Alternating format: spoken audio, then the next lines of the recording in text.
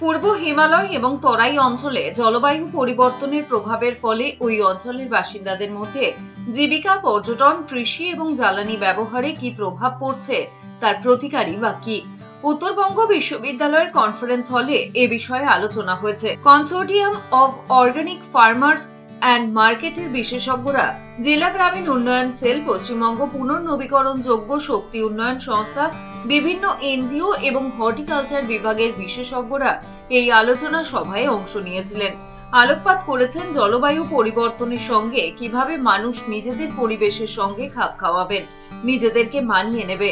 একই সঙ্গে পরিবেশ রক্ষায় সোলার এনার্জি সহ যে ধরনের চাষাবাদ করলে একাধারে পরিবেশ রক্ষা হবে, অন্যদিকে মানুষও লাভবান হবে, এই বিষয়গুলো নিয়েই আলোচনা হয়েছে।